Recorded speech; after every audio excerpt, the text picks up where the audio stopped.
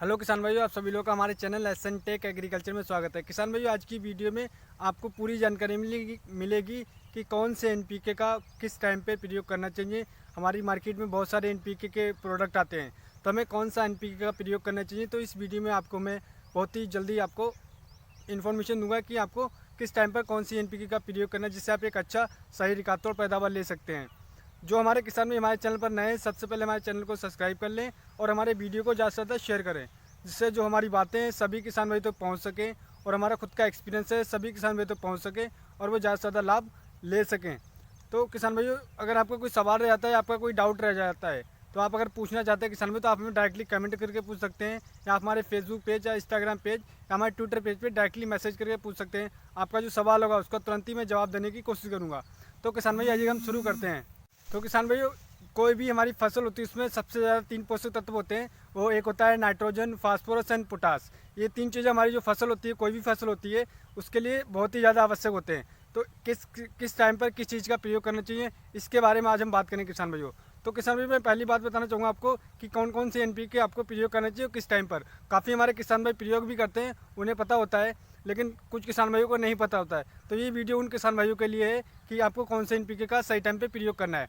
तो किसान भाई, मैं आपको बताना चाहूँगा कि जो एनपीके 12-32-16 आती है, एनपीके 12-32-16 आती है, जिसमें 12% नाइट्रोजन होता है, 32% फास्फोरस होता है एंड 16% में पोटास होता है। ये हमारी जो एनपीके होती है, हमारे किसान भाई, इससे आपको प्रयोग करना है बुआई करते समय। इस एनपीके का प्रयोग आपको बुआई करते समय करना है। इससे ये होगा, आपकी जो आप फसल में बुआई करेंगे उसकी जो टिलरिंग होगा, क्योंकि इसमें सभी मात्राएं होती हैं, नाइट्रोजन, फास्फोरस एंड पोटास। ये हमारी टिलरिंग में काफ़ी अच्छा सहायक होता है, कलियाँ निकलने में काफ़ी मददगार होता है। तो इस चीज़ का आपको प्रयोग करना है किसान भाइयों बुआई करते समय। और दूसरी किसान भाइयों आती है एनपीके 19-19 या एनपीके 18-18। ये एनपीके जो आती है, इसमें तीनों मात्राएं बराबर मात्रा में होती हैं।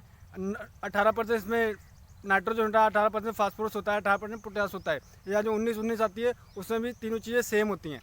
तो किसान भाइयों, इसका जो हमारे किसान में प्रयोग करते हैं, ये हमारे किसान में पहली खाद पे करते हैं, क्योंकि हमारी कुछ फसल होती है उसमें जो शुरू की स्टेज होती है 30 से 40 दिन की, उसमें हमारे किसान में प्रयोग करते हैं। उसमें नाइट्रोजन, फास्फोरस, पोटास की आवश्यकता होती है। तो किसान में आपको एनपीके 19-19 या 18-18 का प्रयोग करना है।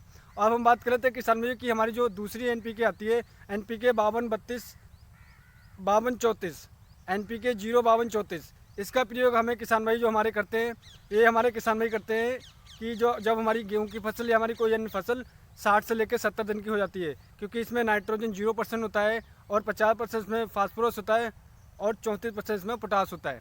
इसका प्रयोग करने से हमारी जो फसल होती है, उसकी जो तना होता है, उसको ये मजबूत करता है। उसमें दाना जो भराव का समय आता है, तो उसमें ये सहायक होता है और काफ़ी सारी अन्य ये ग्रोथ को बनाए रखता है और हमारी फसल को हरा भरा बना रखता है। क्योंकि पोटास की कमी हो जाती है तो हमारी गेहूं की फसल पीली पड़ जाती है, कोई अन्य फसल होती है वो पीली पड़ जाती है और सही दर नहीं मिल पाता है। तो आपको इस समय पर किसान भाई कर सकते हैं आप इसका प्रयोग। आइएगा हम बात करते हैं कि एनपीके 0050। एनपीके 0050 बहुत ही ज़्यादा आवश्यक उर्वरक है ये किसान भाइयों, क्योंकि इसमें पोटास होती है और हमारी जब गेहूँ या कोई अन्य फसल होती है, फल वर्गीय फसल होती है, या जो हमारे दाने वाली फसल होती है, जब दाना भराव की अवस्था में इसका प्रयोग अवश्य करना चाहिए किसान भाइयों। इससे जो आपका दाना आएगा किसान भाइयों, उसका जो दूध आएगा उसमें सहायक होता है और उसमें जो भराव आएगा, भराव में बहुत ही सहायक होता है। उसमें जो दाना बनेगा वो चमकीला होगा, वजनदार होगा। क्योंकि काफ़ी किसान भाइयों का सवाल रहता है कि उनका दाना चमकीला या वजनदार नहीं हुआ है और उनका दाना पिचका हुआ है। तो ये होता है किसान भाइयों कि आपकी फसल में पोटास की कमी हो जाती है, जिससे आपकी फसल में सही गुणवत्ता, सही दर नहीं मिल पाता है। तो आपको किसान भाइयों बाली निकलने के समय आपको इसका प्रयोग करना है। इसका मात्रा ये होती है किसान भाई, इनकी जो पैकिंग आती है 1 किलोग्राम में आती है और इसका जो सही प्रयोग करने की विधि है किसान में मैं आपको बताना चाहूँगा कि 1 किलोग्राम 1 एकड़ के लिए होता है और इसको आप 140 लीटर से लेकर 150 लीटर में अच्छी तरीके से घोल बना के आप इसका स्प्रे कर दीजिएगा।